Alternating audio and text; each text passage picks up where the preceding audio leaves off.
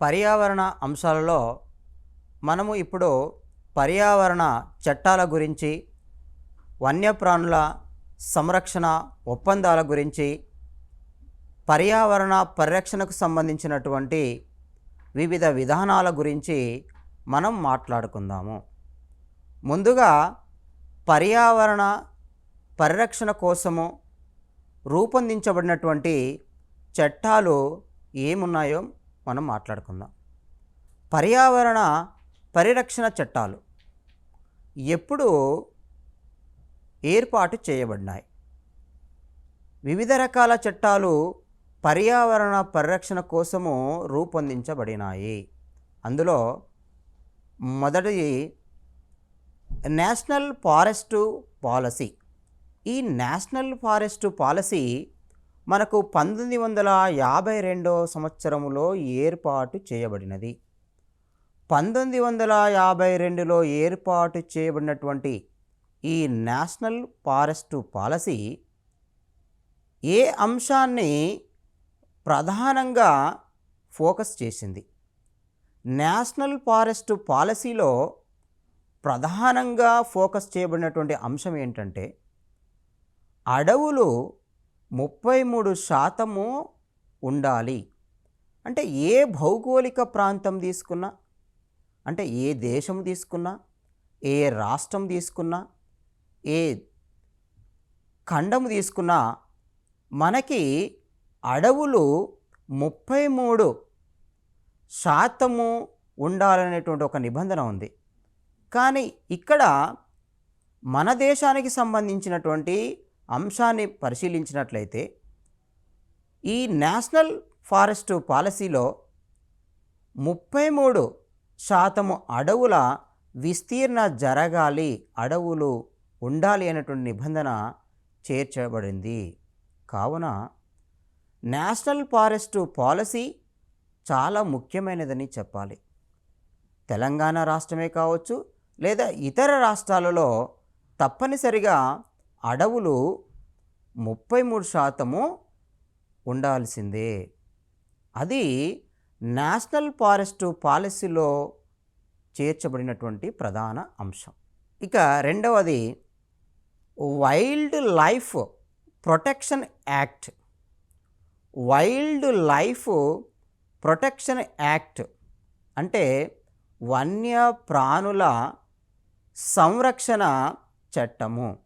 ఈ వన్యప్రాణుల సంరక్షణ చట్టము మనకి 1972 సంవత్సరములో రూపొందించబడినది.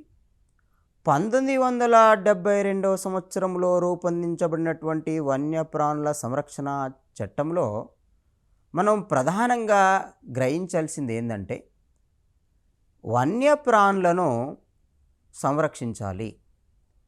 వివిధ రకాల వన్యప్రాణులు వేటాడబడుతున్నాయి. ఈ వివిధ రకాల వన్యప్రాణులు వేటాడబడడం వల్ల అవి అంతరించిపోతున్నాయి. తద్వారా పర్యావరణములో మార్పులు సంభవిస్తున్నాయి. కాబట్టి వన్యప్రాణుల సంరక్షణ అనేది చాలా ముఖ్యమైనటువంటి అంశంగా పరిగణించి మన భారత ప్రభుత్వము 1972లో ఈ చట్టాన్ని తీసుకురావడం జరిగింది. ఇక 1973 సంవత్సరంలో మనకి టైగర్ ప్రాజెక్ట్ వచ్చింది. వాస్తవంగా మన భారతదేశంలో తెల్లపులి అనేది అంతరించిపోయినటువంటి ఒక జాతి.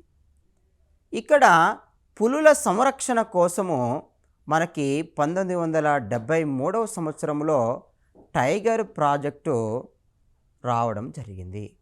అంటే పులుల సంరక్షణ ప్రధాన ధ్యేయంగా ఏర్పాటైనటువంటి చట్టమే టైగర్ ప్రాజెక్టు. వన్యప్రాణుల సంరక్షణ కోసము ఏర్పాటైన చట్టము వైల్డ్ లైఫ్ ప్రొటెక్షన్ యాక్ట్ 1972. ఇక అడవుల విస్తీర్ణము 33% ఉండాలనేటువంటి విషయాన్ని స్పష్టీకరించినటువంటి పాలసీ నేషనల్ ఫారెస్ట్ పాలసీ 1952.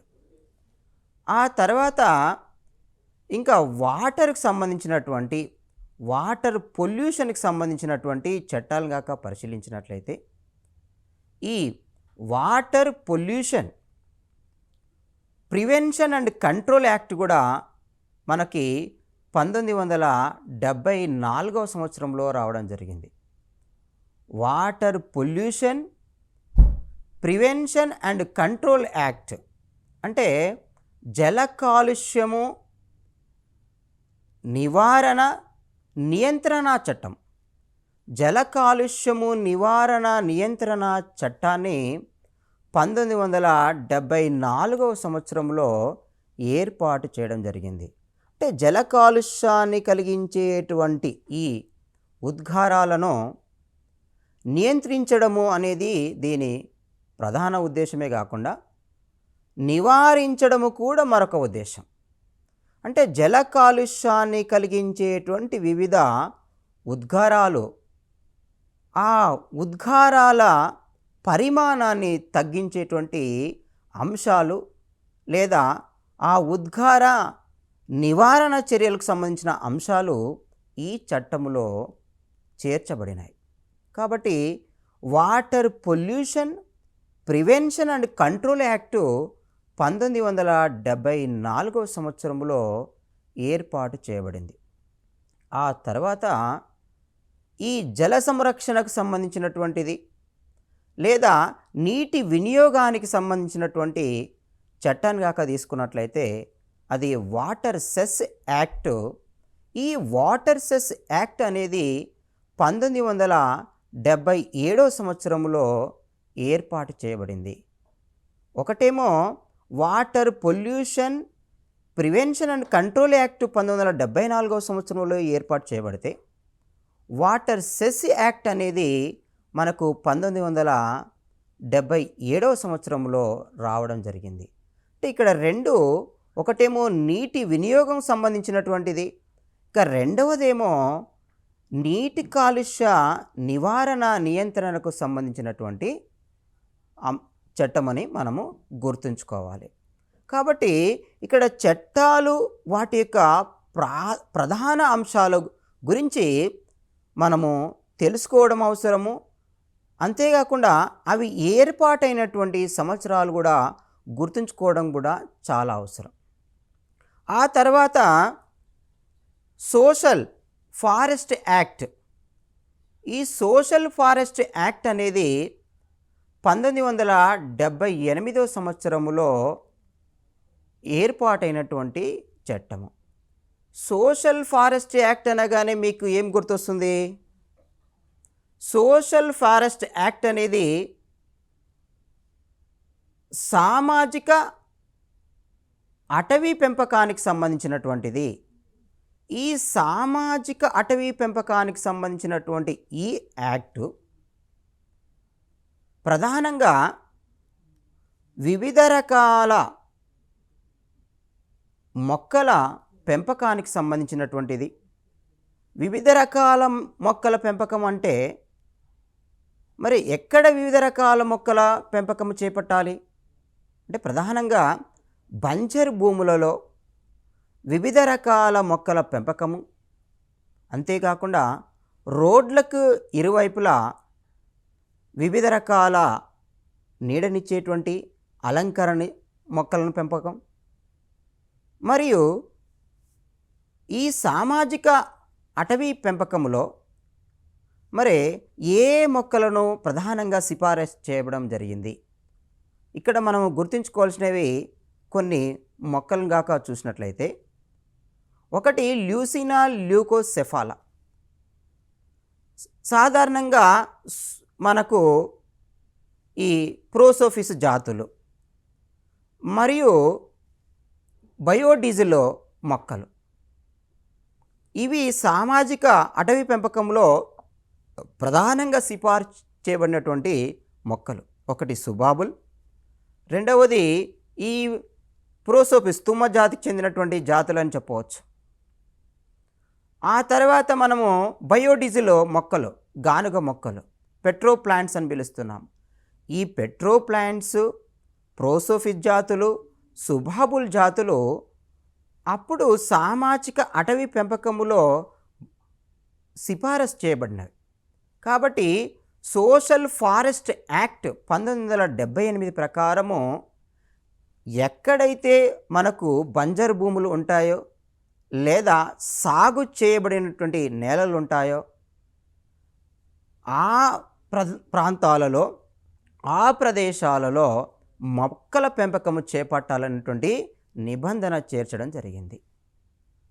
కాబట్టి సోషల్ ఫారెస్ట్ యాక్ట్ అనేది ఈరోజు కూడా అమల్లో ఉన్నటువంటి చట్టం అని మనం గుర్తుపెట్టుకోవాలి. ఎందుకంటే తెలంగాణ రాష్ట్రము హరితహారము అనేటువంటి కార్యక్రమాన్ని చేపట్టడం జరిగింది. ఈ హరితహారం అనేటువంటి కార్యక్రమాన్ని యొక్క ముఖ్య ఉద్దేశం తీసుకున్నట్లయితే ఇక్కడ మనకు సోషల్ ఫారెస్ట్రీ ప్రధానంగా కనబడుతుంది. ఎందుకంటే ఎక్కడ బంజరు భూములు ఉంటాయో, సాగు చేయబడిన నేలలు ఉంటాయో, రోడ్లు ఉంటాయో లేదా ఇంటి ఆవరణ ప్రదేశాలలో మనకు ఈ చెట్ల పెంపకము లేదా మొక్కల పెంపక కార్యక్రమం విరివిగా చేపట్టడం జరుగుతుంది. అంటే ఇది సోషల్ ఫారెస్ట్ యాక్ట్లో ఉన్నటువంటి అంశానికి అనుగుణంగా జరుగుతున్న కార్యక్రమం అని కూడా మనం గుర్తుంచుకోవాలి. ఇక పర్యావరణ పరిరక్షణ చట్టం, ఎన్విరాన్మెంటల్ ప్రొటెక్షన్ యాక్ట్, ఇది 1986వ సంవత్సరంలో రూపొందించబడినటువంటి చట్టము.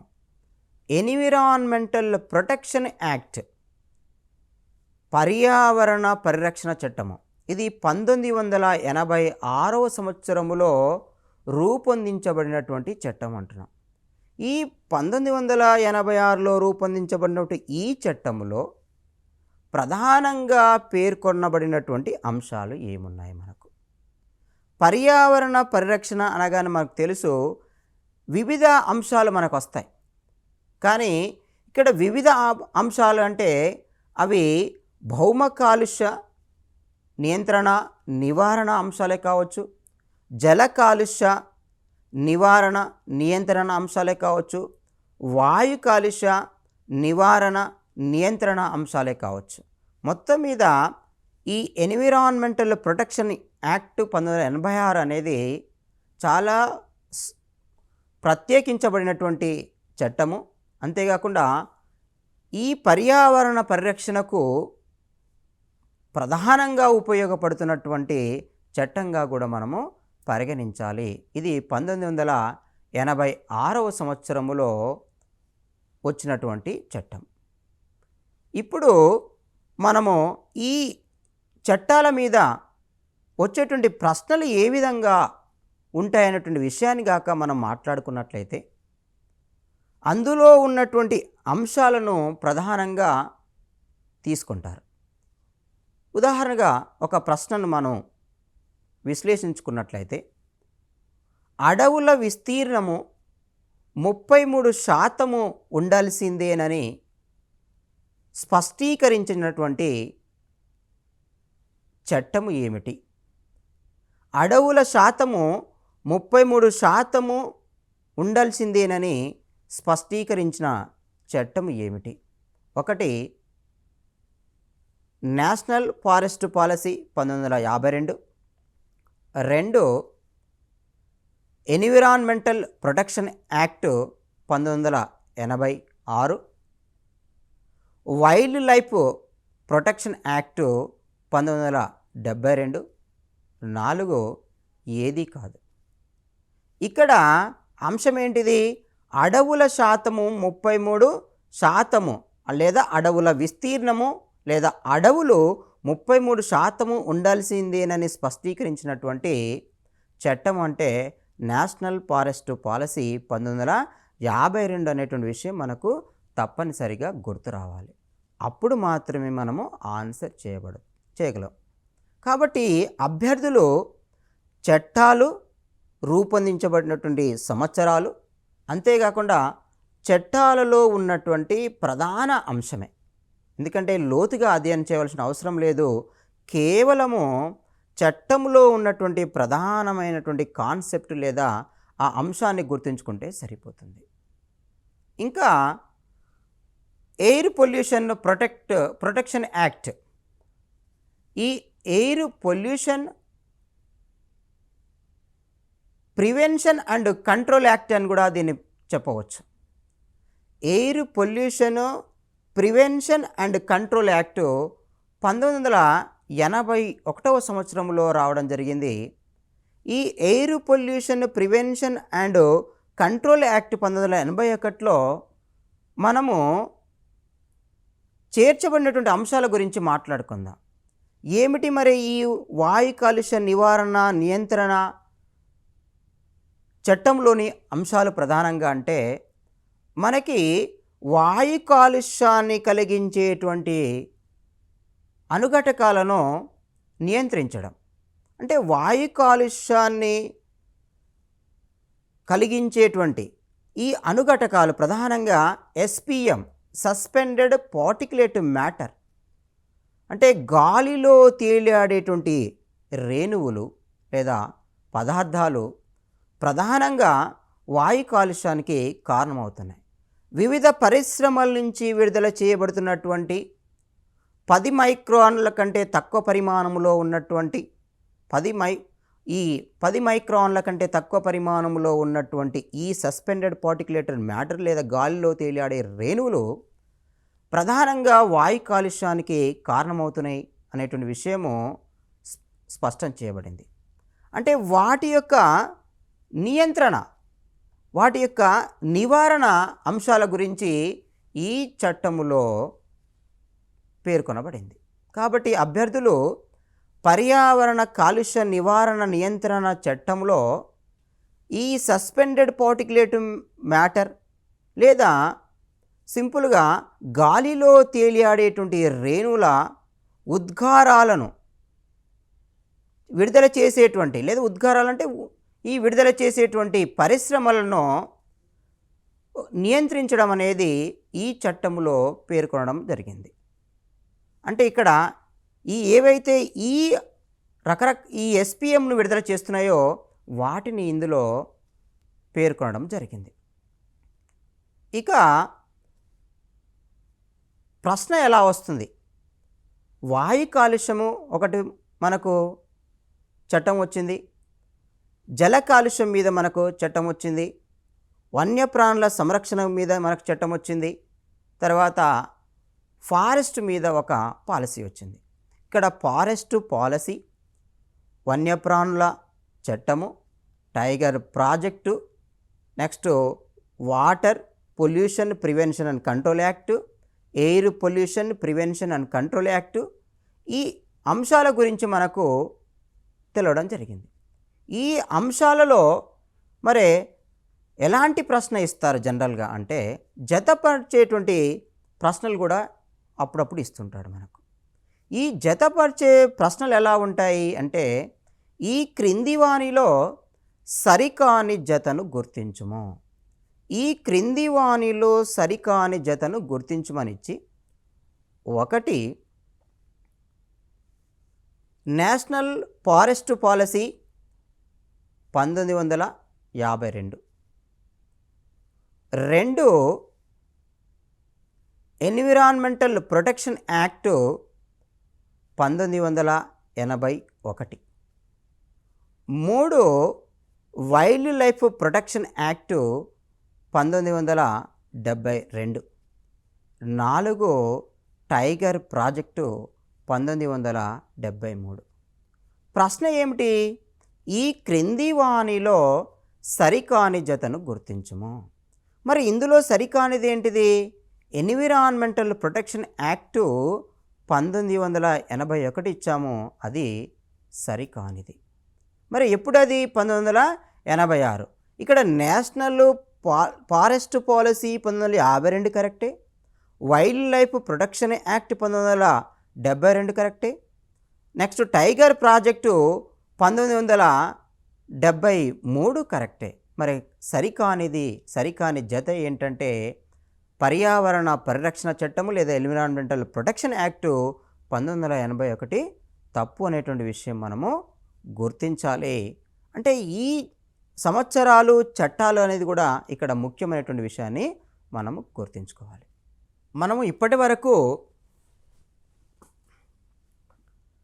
National forest policy 1952, wildlife protection act 1972, tiger project 1973, water pollution prevention and control act 1974, water cess act 1977, అలాగే మనకు air pollution prevention and control act 1978,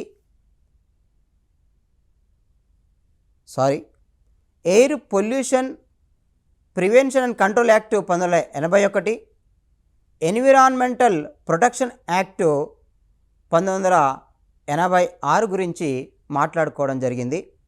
ఇప్పుడు biodiversity protection act, biodiversity protection అంటే జీవ వైవిధ్య సంరక్షణ చట్టము 2002 గురించి మాట్లాడుకుందాం. ఇక్కడ జీవ వైవిధ్య సంరక్షణ చట్టము 2002లో ఏర్పాటు చేయబడింది. మనకు ఈ జీవ వైవిధ్యం సంరక్షణ అవసరము గురించి మనం ఇంతకుముందే మాట్లాడుకున్నాం.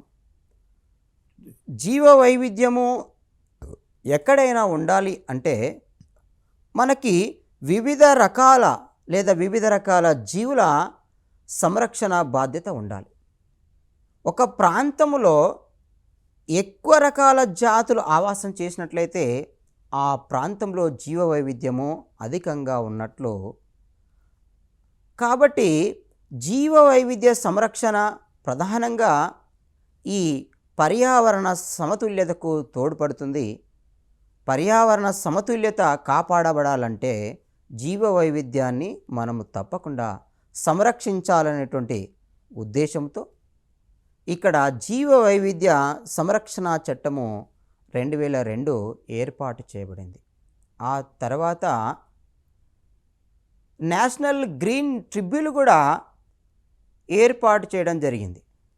ఈ నేషనల్ గ్రీన్ ట్రిబ్యునల్ అంటే ఎందుకు అంటే ఇక్కడ ప్రధానంగా ఇక్కడ మనం గుర్తుంచుకోవాల్సింది ఏంటంటే ఈ నేషనల్ గ్రీన్ ట్రిబ్యునల్ ఏర్పాటులో మన పర్యావరణాన్ని పరిరక్షించాలంటే ప్రధానంగా వన్యప్రాణుల సంరక్షణతో పాటుగా మనకి ఈ వృక్ష సంపద సంరక్షణ కూడా చాలా అవసరం.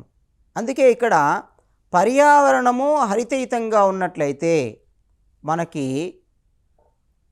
ప్రధానంగా వివిధ రకాల జీవులు సంరక్షించబడతాయి. అందుకోసమే నేషనల్ గ్రీన్ ట్రిబ్యునల్లో మనకి ప్రధానంగా పేర్కొనబడింది ఏంటంటే వివిధ రకాల వృక్ష సంపదకు సంరక్షణ అవసరము. ఈ వృక్ష సంపద సంరక్షణ జరిగినట్లయితేనే మనకి వివిధ రకాల జీవుల సంరక్షణ లేదా వాటి మనుగడ సులభమవుతుంది అన్నటువంటి దృక్పథంతో ఈ నేషనల్ గ్రీన్ ట్రిబ్యునల్ను ఏర్పాటు చేయడం జరిగింది. ఇవి ఈ ఎన్విరాన్మెంటల్ యాక్ట్స్కి సంబంధించినటువంటి అంశాలు. అంటే పర్యావరణ చట్టాలలో పేర్కొనబడినటువంటి వివిధ అంశాల గురించి మనము మాట్లాడుకోవడము జరిగింది. ఇంకా పర్యావరణ పరిరక్షణకు సంబంధించినటువంటి ఉద్యమాలు ఏమున్నాయి అంటే ఎన్విరాన్మెంటల్ ప్రొటెక్షన్ మూమెంట్స్. పర్యావరణ నష్టం జరుగుతుంది. ఈ పర్యావరణ నష్టము వాటిల్లకుండా ఉండాలి అంటే జరగకుండా ఉండాలి అంటే ఏమి రకాల చట్టాలు అవసరమో ఆ చట్టాల గురించి మనం మాట్లాడుకున్నాం. ఇప్పుడు పర్యావరణ పరిరక్షణ కోసం వచ్చినటువంటి ఉద్యమాల గురించి మాట్లాడుకుందాం. మొదటగా చిప్కో ఉద్యమము పర్యావరణ పరిరక్షణ కోసము 1973వ సంవత్సరంలో వచ్చినటువంటి ఉద్యమము చిప్కో మూమెంట్.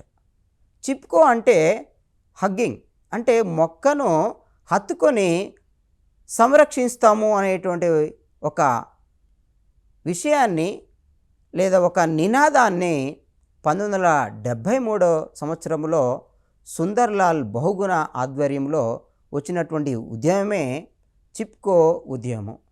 ఇది తేరీ డ్యామ్కి వ్యతిరేకంగా తయారైనటువంటి లేదా వచ్చినటువంటి ఉద్యమంగా మనము గుర్తుంచుకోవాలి. అంటే సుందర్లాల్ బహుగుణ నాయకత్వంలో తేరీ డ్యామ్కు వ్యతిరేకంగా వచ్చినటువంటి ఈ ఉద్యమమే చిప్కో ఉద్యమము.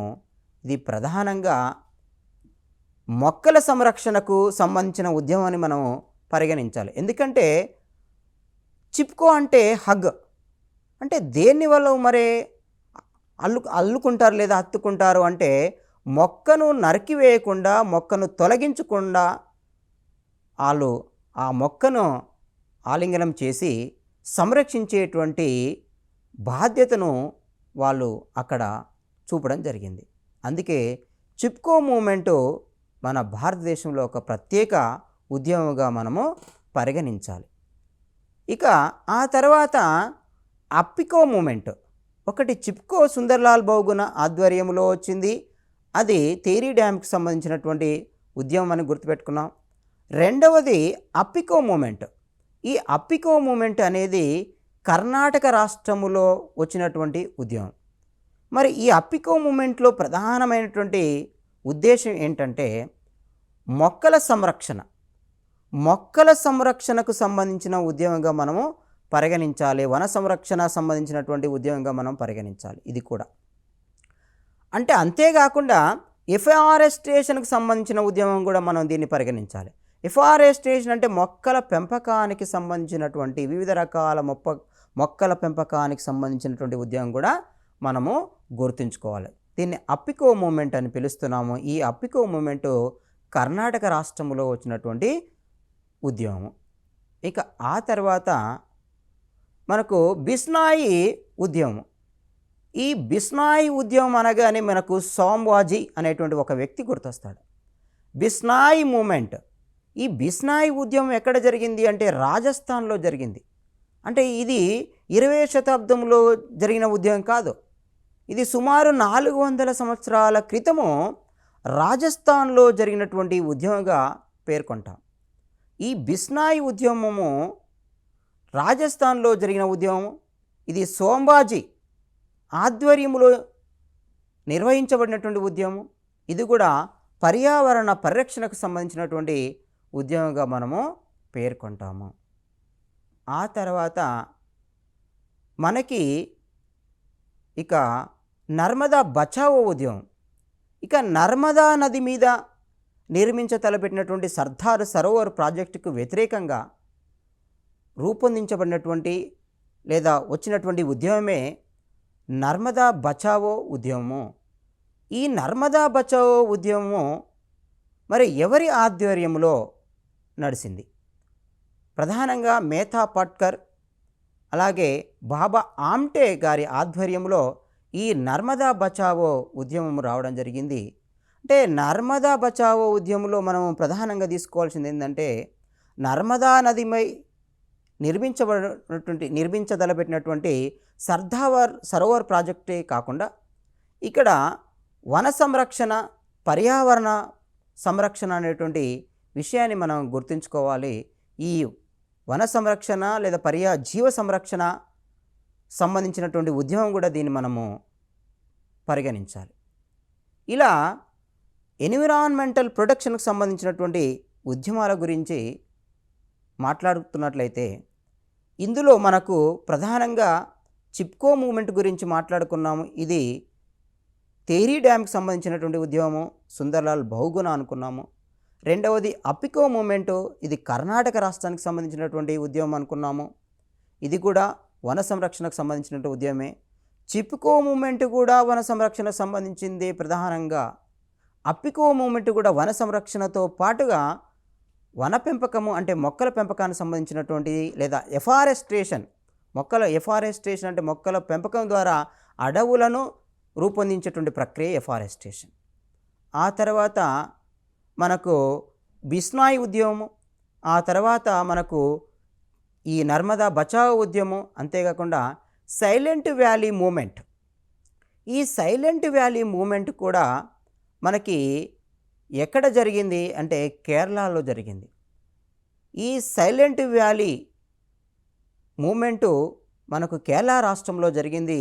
ఈ కేరళ రాష్ట్రంలో కూడా ఈ కుతిపుజ నది మీద పెట్టినటువంటి ఈ డ్యాముకు వ్యతిరేకంగా జరిగినటువంటి ఉద్యమంగా మనం పేర్కొంటాము. ఇక్కడ కూడా మనకు జీవ సంరక్షణ లేదా వన సంరక్షణకు సంబంధించినటువంటి అంశముగా మనము గుర్తుపెట్టుకోవాలి. ఇలా వన సంరక్షణ, జీవ సంరక్షణ లేదా పర్యావరణ సంరక్షణ అంశాలు ఈ ఉద్యమాల్లో కనబడుతున్నాయి. అది చిప్కో ఉద్యమం తీసుకున్నా, అప్పికో ఉద్యమం తీసుకున్నా, మనకి ఈ బిస్నాయ్ ఉద్యమం తీసుకున్నా, సైలెంట్ వ్యాలీ ఉద్యమం తీసుకున్నా, అలాగే నర్మదా బచావో ఉద్యమం తీసుకున్నా, ఇక్కడ జీవ పర్యావరణ సంరక్షణ అంశాలే లేదా మనకు ప్రధానంగా ఉద్యమాలే కనబడుతున్నాయి. ఇక్కడ ఈ పర్యావరణ పరిరక్షణకు సంబంధించిన ఉద్యమాల మీద మరి వచ్చేటువంటి ఒక ప్రశ్న గురించి మనం మాట్లాడుకుందాం. పర్యావరణ పరిరక్షణ మీద వచ్చిన ఉద్యమం సంబంధించి సరి అయినది అంటాడు. పర్యావరణ పరిరక్షణకు కోసం వచ్చినటువంటి ఉద్యమానికి సంబంధించి సరి అయినది ఒకటి చిప్కో ఉద్యమం, రెండవది అప్పికో ఉద్యమం, మూడవది సైలెంట్ వ్యాలీ మూమెంట్, నాలుగవది పైవన్నీ. ఇక్కడ చిప్కో ఉద్యమమైనా, అప్పికో ఉద్యమమైనా, సైలెంట్ వ్యాలీ మూమెంట్ అయినా మనకు పర్యావరణ పరిరక్షణ అనేటువంటి అంశాన్ని మనకు పరోక్షంగా స్పష్టీకరణ చేస్తున్నాయి. కాబట్టి ఆన్సర్ మనం పైవన్నీ అనేటువంటి విషయాన్ని గుర్తుపెట్టుకోవాలి. ఇవి పర్యావరణ పరిరక్షణ కోసము వచ్చినటువంటి ఉద్యమాలకు సంబంధించినటువంటి అంశాలు. మొదటిది పర్యావరణ పరిరక్షణ చట్టాలు మాట్లాడుకున్నాం. రెండవది పర్యావరణ పరిరక్షణ కోసం వచ్చినటువంటి ఉద్యమాల గురించి మాట్లాడుకున్నాం. ఇప్పుడు ఈ వన్యజీవి సంరక్షణకు సంబంధించినటువంటి, వైల్డ్ లైఫ్ కన్జర్వేషన్కి సంబంధించినటువంటి ఒప్పందాల గురించి మాట్లాడుకుందాం. వన్యజీవి సంరక్షణ ఒప్పందాల గురించి మాట్లాడుకుందాం. వైల్డ్ లైఫ్ కన్జర్వేషన్ సంబంధించినటువంటి ఒప్పందాల గురించి మాట్లాడుకుందాం. మొదటిది మ్యాబ్ ఒప్పందం, అంటే మ్యాన్ అండ్ బయోస్పియర్. ఈ మ్యాన్ అండ్ బయోస్పియర్ ఒప్పందము 1971లో వచ్చినటువంటి ఒప్పందం.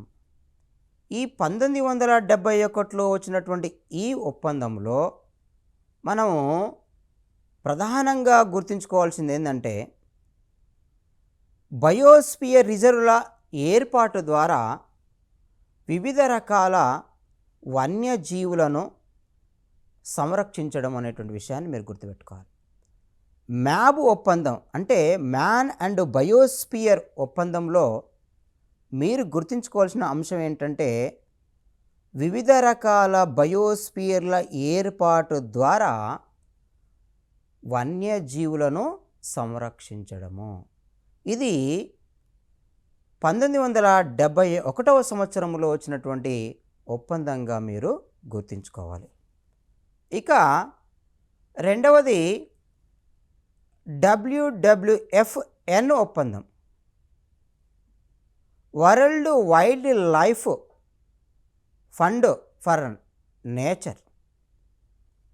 World wild life fund for nature.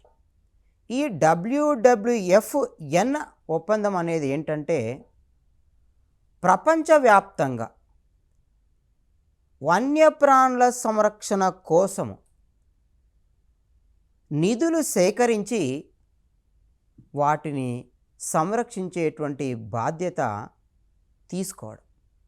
అంటే world wild life fund for నేచర్లో మరి ఏ అంశం ప్రధానంగా పేర్కొనబడింది అంటే, దీని ప్రధాన ఉద్దేశం ఏంటంటే, ప్రపంచవ్యాప్తంగా మనకి అంతరించిపోతున్నటువంటి వన్యజీవులను సంరక్షించడం కోసము, నిధుల సేకరణ చేసి వాటిని సంరక్షించే బాధ్యత చేపట్టడం.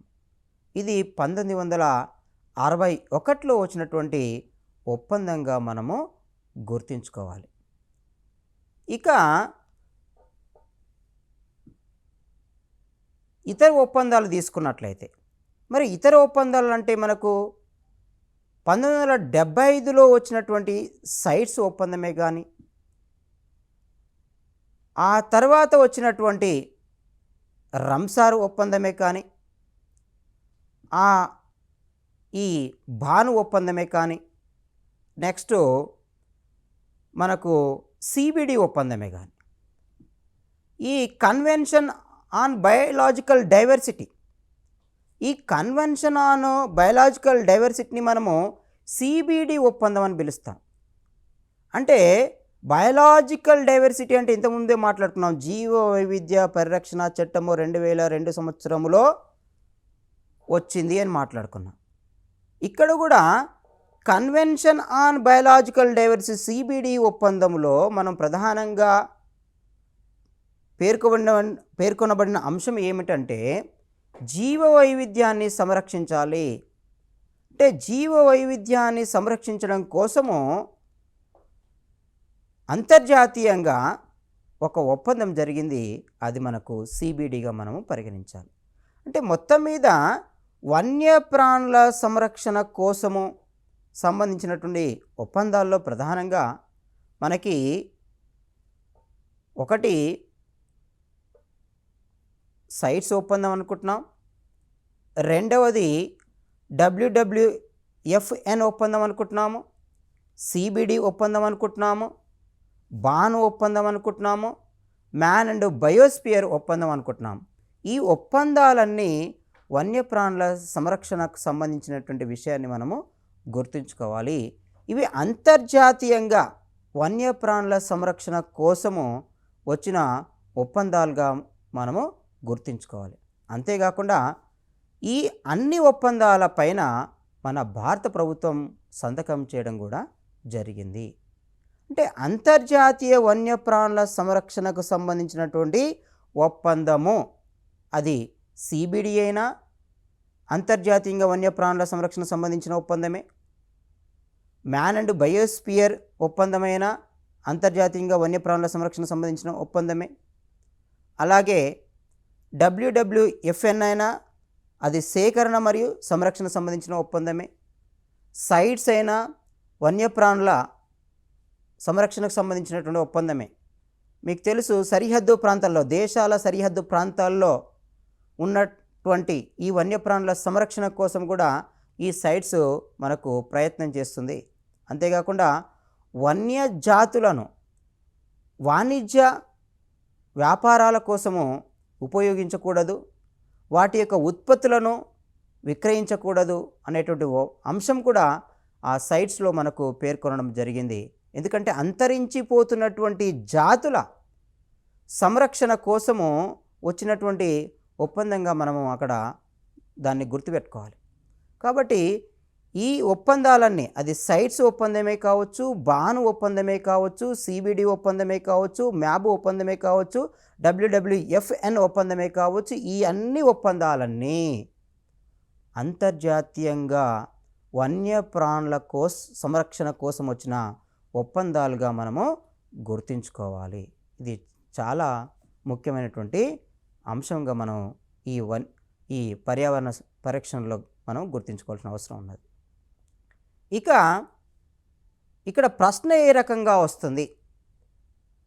ప్రశ్న ప్రధానంగా జతపరిచేటువంటి ప్రశ్న అవకాశం ఉన్నది. ఏమిటి ఆ ప్రశ్న?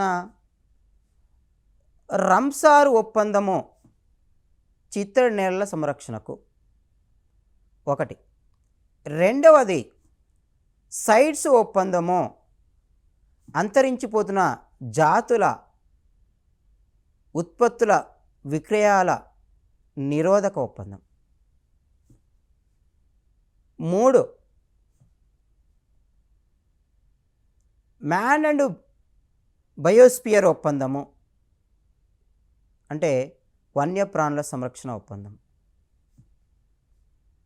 జీవ సంరక్షణ ఒప్పందం, 4 పైవన్నీ. ఇక్కడ క్రింది వాన్లో సరి అయిన జతను గుర్తించుమనేటువంటి ప్రశ్న ఇచ్చి, 1 రంసార్ ఒప్పందము చిత్తడి నేలల సంరక్షణ, 2 మ్యాన్ అండ్ బయోస్పియర్ల ఏర్పాటు, 3 సైట్స్ ఒప్పందము అంతర్జాతీయంగా అంతరించిపోతున్నటువంటి జాతుల ఉత్పత్తుల విక్రయ నిరోధ ఒప్పందము, 4 పైవన్నీ. ఈ క్రింది వాన్లో సరి అయిన జతను గుర్తించము. ఈ 3 సరి అయినవే కాబట్టి ఆన్సరు 4వది పైవన్నీ అనేటువంటి విషయాన్ని మీరు గుర్తుపెట్టుకోవాలి. కాబట్టి ఇక్కడ క్రింది వాన్లో సరి అయిన జతను గుర్తించమని ఒక ప్రశ్న వస్తుంది. ఇంకా రెండవది సరికాని జతను గుర్తించమనేటువంటి ఇంకో ప్రశ్న కూడా రావచ్చు. ఏమిటా సరికాని అంశము? ఈ క్రింది వాన్లో సరికాని అంశము. ఇక్కడ సరికాని అంశం అనగానే 1 రంసార్ ఒప్పందము అంతరించిపోతున్న జాతుల సంరక్షణ, 2 బయోస్పియర్ల ఏర్పాటు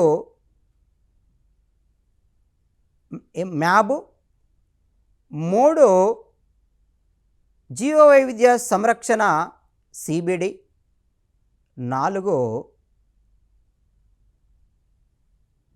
ఏది కాదు. సరికాని జతను ఇక్కడ సరికాని అనగానే రంసార్లో మనకు సరికాని అంశం ఇవ్వడం జరిగింది కాబట్టి సరికాని అనగానే అక్కడ మనకు రంసార్ ఒప్పందము గుర్తు రావాలి. ఇవి ఒప్పందాలకు సంబంధించినటువంటి అంశాలు. ఇక భారతదేశంలో వన్యప్రాణుల సంరక్షణ కోసము వచ్చినటువంటి కార్యాచరణ పథకం ఏంటంటే national board for wildlife action plan వచ్చింది. National board for wildlife action plan వచ్చింది. ఈ యాక్షన్ ప్లాన్ దేనికి సంబంధించినటువంటిది అంటే వైల్డ్ లైఫ్ ప్రొటెక్షన్కి సంబంధించినటువంటి యాక్షన్ ప్లాన్. అంటే వన్యప్రాణుల సంరక్షణ కోసము మన భారతదేశంలో 2002వ సంవత్సరంలో ఈ కార్యాచరణ పథకం national board on wild life protection action plan అనేది ఒకటి రావడం జరిగింది. ఈ ప్రొటెక్షన్ యాక్షన్ ప్లాన్లో ప్రధానంగా వన్యజీవుల సంరక్షణకు సంబంధించినటువంటి రక్షిత ప్రాంతాలు ఏర్పాటు చేయడం జరిగింది. ఈ 730 రక్షిత ప్రాంతాలలో మనకి బయోస్పియర్లు ఉన్నాయి, నేషనల్ పార్క్స్ ఉన్నాయి, సాంక్చరీలు ఉన్నాయి. అంతేకాకుండా వివిధ రకాల సంరక్షణ కేంద్రాలు కూడా ఏర్పాటు చేయడం జరిగింది. ఈ సంరక్షణ కేంద్రాల్లో దేనిలో భాగంగా ఏర్పాటు చేయబడినాయంటే ఈ national board for wildlife ప్రొటెక్షన్కి సంబంధించినటువంటి వైల్డ్ లైఫ్ కన్జర్వేషన్కి సంబంధించినటువంటి యాక్షన్ ప్లాన్లో భాగంగానే మన భారతదేశంలో ఈ రక్షిత ప్రాంతాలు ఏర్పాటు చేయడం జరిగింది. అంటే ప్రొటెక్షన్ లేదా కన్జర్వేషన్ సెంటర్స్ ఏర్పాటు చేయడం జరిగింది. ఈ కన్జర్వేషన్ సెంటర్కి సంబంధించినటువంటి డేటా ముందుగా వన్యప్రాణుల సంరక్షణ కోసము భారతదేశంలో ఏర్పాటైనటువంటి ఈ చట్టము ఎవరి అధ్యక్షత కొనసాగుతుంది అనేటువంటి ఒక అంశం మీకు గుర్తు రావాలి. ఈ వన్యప్రాణుల సంరక్షణ కోసం ఏర్పాటైన చట్టము ఎప్పుడైనా మన దేశంలో ప్రధానమంత్రి అధ్యక్షతన కొనసాగుతుంది. కాబట్టి national board wild life protection act కానీ ప్రొటెక్షన్ సంబంధించినటువంటి యాక్షన్ ప్లాన్ కానీ ఎవరి ఆధ్వర్యంలో అంటే ఎవరి అధ్యక్షతన కొనసాగుతుంది అంటే మనకు ప్రధానమంత్రి అధ్యక్షతన కొనసాగుతుందనే విషయం మీకు గుర్తు రావాలి. పర్యావరణ పరిరక్షణ చట్టాలు, వన్య జీవ సంరక్షణ ఒప్పందాలు గురించి మాట్లాడుకున్నాము. ఇప్పుడు పర్యావరణ పరిరక్షణ కోసము వేస్ట్ ఒక రీసోర్స్గా ఎలా ఉపయోగించుకోవచ్చు, ఒక రీసోర్స్గా ఎలా తయారు చేసుకోవచ్చు అనేటువంటి అంశాల గురించి మాట్లాడుకుందాం. ముందుగా మనము సాలిడ్ వేస్ట్ మేనేజ్మెంట్ కానీ, సీవేజ్ వేస్ట్ ట్రీట్మెంట్ కానీ, అలాగే ఎన్విరాన్మెంటల్ పొల్యూషన్, ఈ పొల్యూటెంట్స్ కంట్రోలింగ్, తర్వాత ఈ డిజాల్వింగ్ గురించి మాట్లాడుకుందాం. ముందుగా మనము waste prepared as a resource గురించి మాట్లాడుకుందాం. మనము waste used as a resource అనగానే వెంటనే మనకు కంపోస్టింగ్ గుర్తొస్తుంది.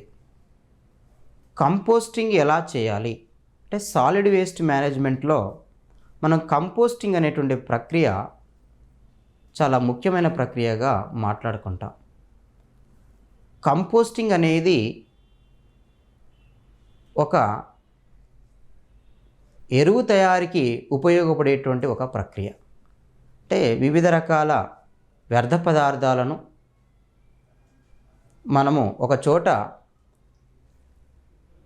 చేర్చి వాటిని సూక్ష్మజీవుల సహాయముతో ఉపయోగపడేటువంటి ఎరువుగా మార్చేటువంటి ప్రక్రియనే కంపోస్టింగ్. కంపోస్టింగ్లో మనం ఏం చేస్తున్నామంటే, సూక్ష్మజీవుల ఉపయోగం జరిగింది. వ్యర్థ పదార్థాలన్నింటినీ ఒక చోట డంపు చేసి వాటిలో ఉన్నటువంటి కర్బన పదార్థాన్నంతా, సంక్లిష్టమైనటువంటి కర్బన పదార్థాన్నంతా విచ్ఛిన్నం చేసేటువంటి ప్రక్రియ సూక్ష్మజీవుల చేత చేయబడింది.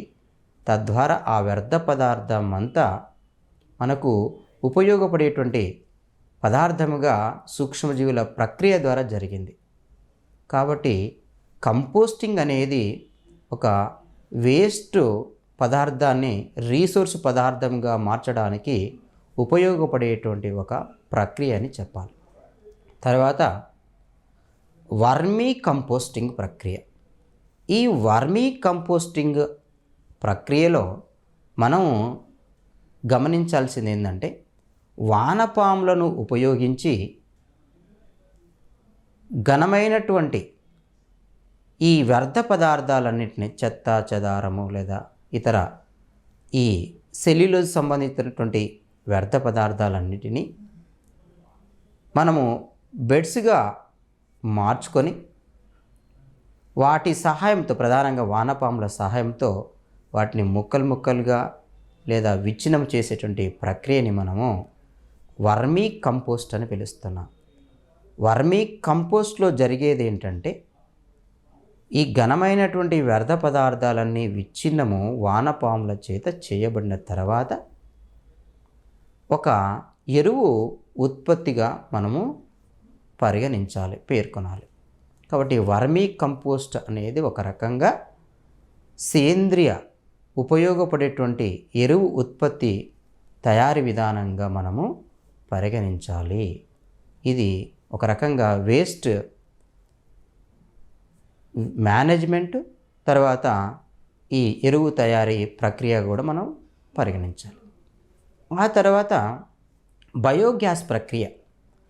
బయోగ్యాస్ ప్రక్రియలో మనం ప్రధానంగా గమనించాల్సింది ఏంటంటే, ఇక్కడ కూడా గేదెలు పేడలో సాధారణంగా ఈ మిథనోజెనిక్ బ్యాక్టీరియా ఉంటుంది. అది సాధారణంగా అవాయి అంటే ఆక్సిజన్ లేని పరిస్థితుల్లో ఆ పేడను కుళ్ళింపచేసి బయోగ్యాస్ను ఉత్పత్తి చేస్తుంది. అయితే కేవలము బయోగ్యాస్ అనేది ఆవు పేడ ద్వారానే కాకుండా మనము ఈ చెత్త పదార్థం నుంచి కూడా, డొమెస్టిక్ వేస్టేజ్ నుంచి కూడా అందులో ఉన్నటువంటి సెల్యులోజ్ను విచ్ఛిన్నము చేయడం ద్వారా, అంటే సూక్ష్మజీవుల చేత, మిథనోజెనిక్ బ్యాక్టీరియాల చేత విచ్ఛిన్నము చేయడం ద్వారా కూడా మనం బయోగ్యాస్ను ఉత్పత్తి చేయవచ్చు అనే విషయము తెలుసుకుంటున్నాం. కాబట్టి బయోగ్యాస్ ఉత్పత్తి కేవలం పేడ నుంచే కాకుండా మనకు సెల్యులోజ్ సంబంధించినటువంటి ఈ వ్యర్థ పదార్థాల నుంచి కూడా చేయవచ్చు అనే విషయము తెలిసింది. కాబట్టి ఈ భౌమ కాలుష్యాన్ని కూడా మనం ఈ రకంగా నివారించవచ్చు. మనము కంపోస్టింగ్ గురించి మాట్లాడుకున్నాం, వర్మీ కంపోస్ట్ గురించి మాట్లాడుకున్నాం, బయోగ్యాస్ గురించి మాట్లాడుకున్నాం. బయోగ్యాస్ అనేది ఒక ఇంధన వనరు అనేటువంటి విషయాన్ని మీరు గుర్తుపెట్టుకోవాలి. మరి బయోగ్యాస్ ఉత్పత్తి అనేది కేవలము మనకు సెల్యులోజ్ సంబంధిత పదార్థాల విచ్ఛిన్నం ద్వారా అనుకుంటున్నాము. అయితే ఇక్కడ సీవేజ్ ట్రీట్మెంట్లో కూడా మనకు ప్రైమరీ ట్రీట్మెంటు, సెకండరీ ట్రీట్మెంట్ ద్వారా యాక్టివేటెడ్ స్లడ్జ్ వస్తుంది. ఆ స్లడ్జు ఘన పదార్థంగా ఉన్నటువంటి ఆ స్లడ్జు ఈ అవాయు జీవుల ద్వారా విచ్ఛిన్నం చేస్తే బయోగ్యాస్ ఉత్పత్తి అవుతుంది. అది ఇంధనంగా ఉపయోగించబడుతుంది అనేటువంటి విషయము మీరు గుర్తుంచుకోవాలి. ఇది వేస్ట్ మేనేజ్మెంట్.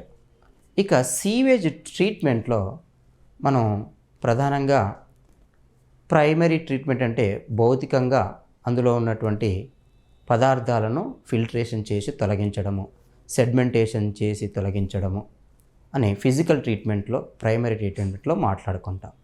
సెకండరీ ట్రీట్మెంట్ అనగానే మనకు బయలాజికల్ ట్రీట్మెంట్ అంటాము.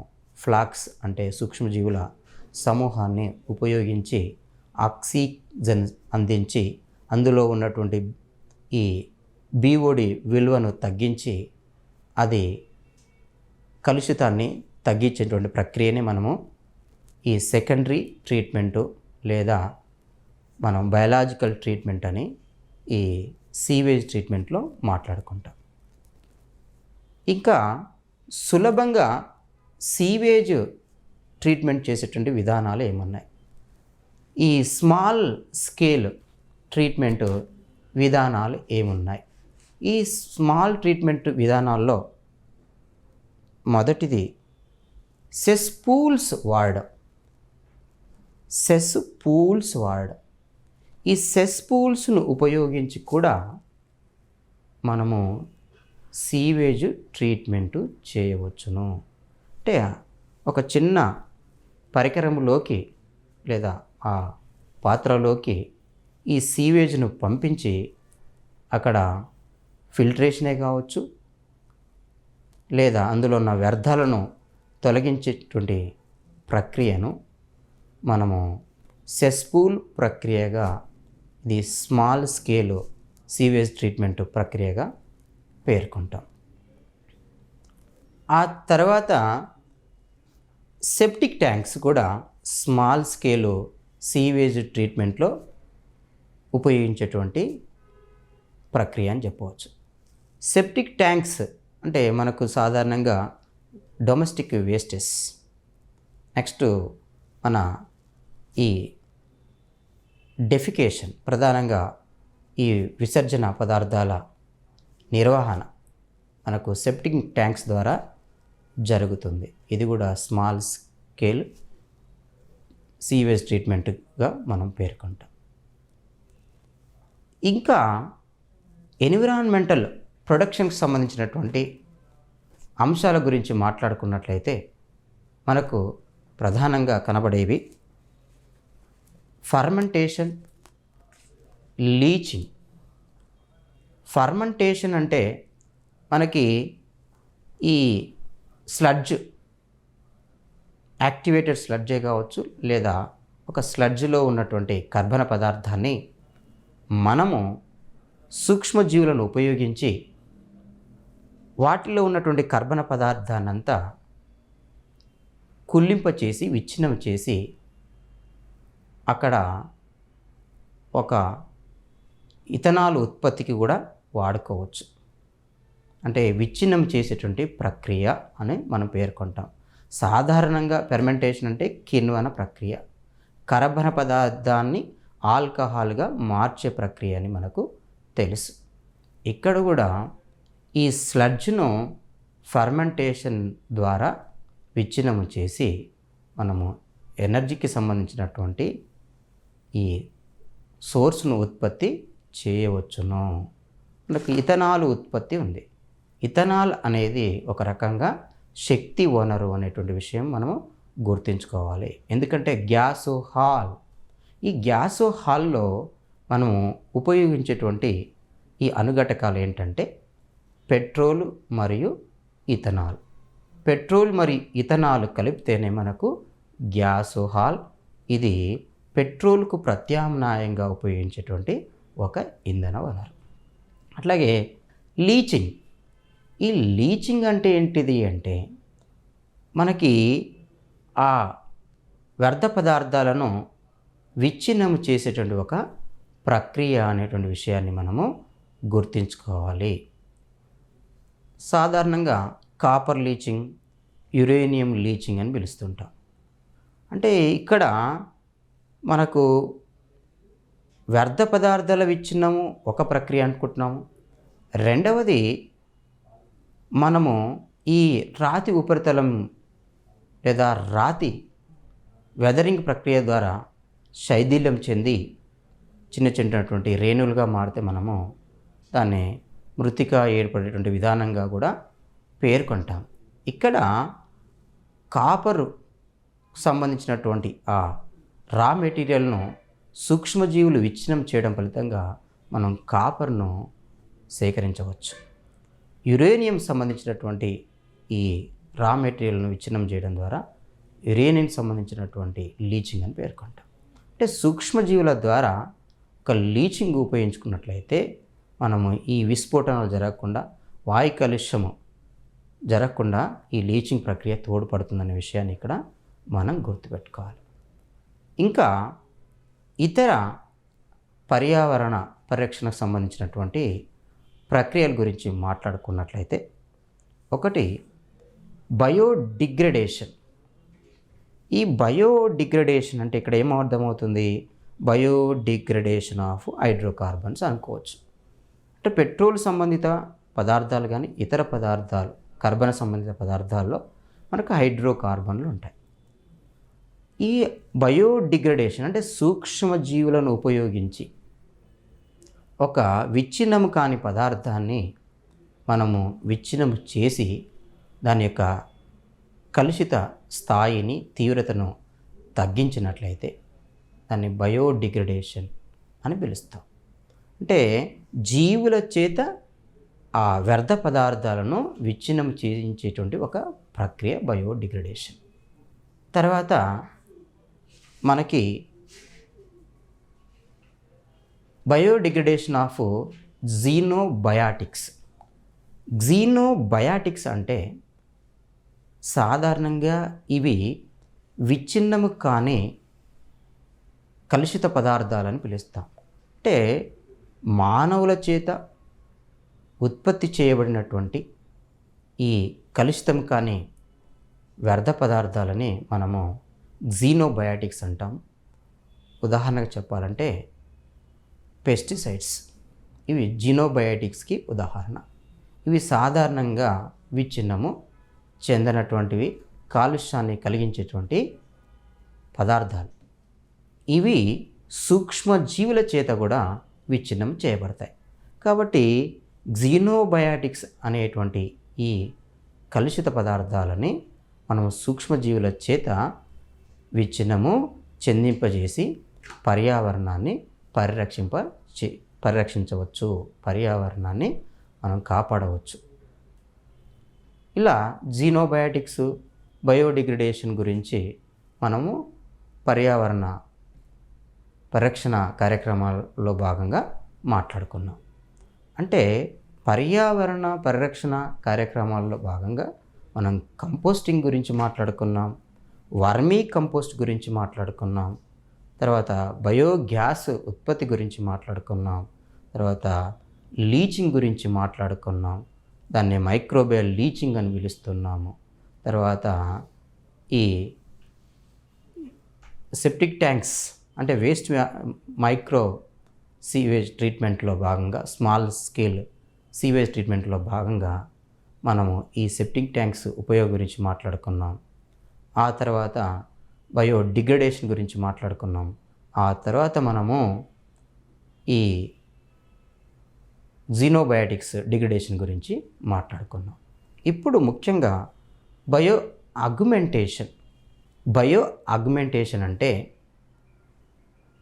ఈ వ్యర్థ పదార్థాలని సూక్ష్మజీవులను ఉపయోగించి విచ్ఛిన్నము చేసేటువంటి ఒక ప్రక్రియ.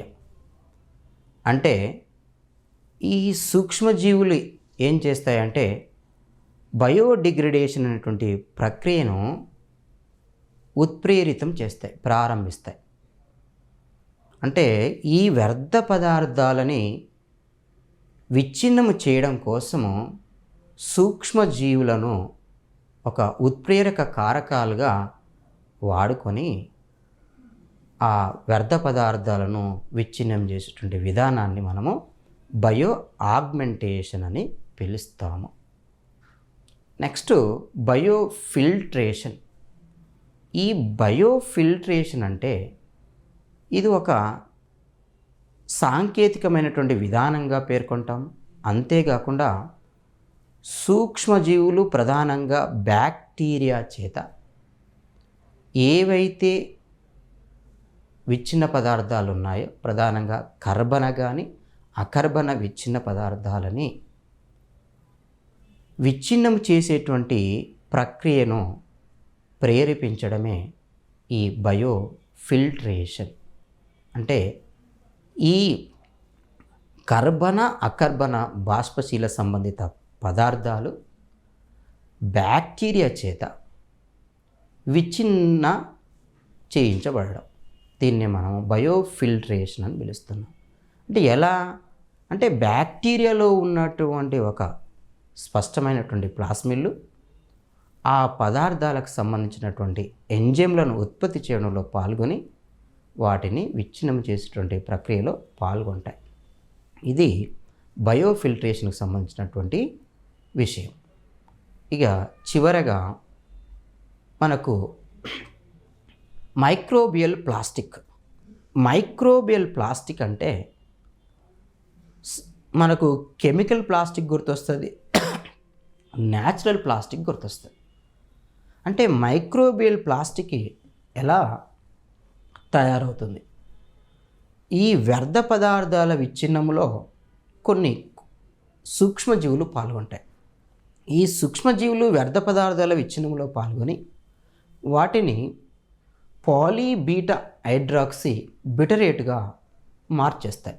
ఈ పిహెచ్బి అని పిలుస్తున్నాం వీటిని. ఈ పాలీహైడ్రాక్సీ బ్యూటరేట్లే మనకు మైక్రోబియల్ ప్లాస్టిక్ అని పిలుస్తున్నాము. ఈ మైక్రోబియల్ ప్లాస్టిక్ అనేది కెమికల్ ప్లాస్టిక్ ప్రత్యామ్నాయంగా ఉపయోగించినట్లయితే మనకి ఈ కాలుష్య ప్రభావాన్ని తగ్గించవచ్చు. అంటే మైక్రోబియల్ ప్లాస్టిక్ అనేది ప్లాస్టిక్ తయారీకి ఒక రా మెటీరియల్ని మీరు గమనించాలి. ఇక వ్యర్థ పదార్థాల నుంచి కర్బన పదార్థాలను లేదా ఆర్గానిక్ యాసిడ్స్ను ఉత్పత్తి చేసేటువంటి విధానం కూడా ఉంది. అది కాలుషిత కారకాలను తగ్గించేటువంటి ప్రక్రియ అని కూడా చెప్పవచ్చు. వ్యర్థ పదార్థాల నుంచి సూక్ష్మజీవులను ఉపయోగించి మనము ఈ బ్యూటరిక్ ఆమ్లాన్ని కానీ, ఎస్టిక్ ఆమ్లాన్ని కానీ, సిట్రిక్ ఆమ్లాన్ని కానీ, ప్రొపియోనిక్ ఆమ్లాన్ని కానీ తయారు చేయవచ్చు. ఇథనాల్ను కానీ తయారు చేయవచ్చు.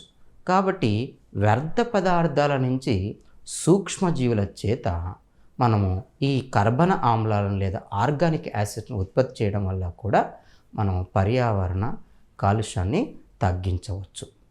ఇది పర్యావరణ కాలుష్యాన్ని తగ్గించడానికి ఉపయోగిస్తున్నటువంటి వివిధ ప్రక్రియలకు సంబంధించినటువంటి వివరణ.